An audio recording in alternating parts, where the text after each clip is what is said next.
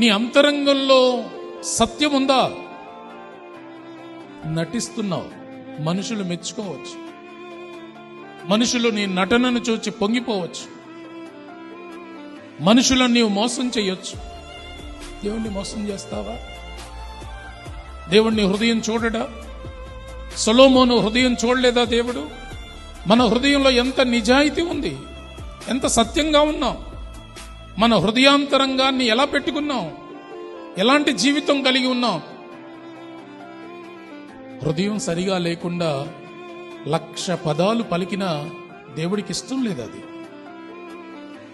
హృదయం సరిగా లేకుండా నేను దేవుని కొరకు ఎంత చేసినా అది దేవుడు అంగీకరించడు.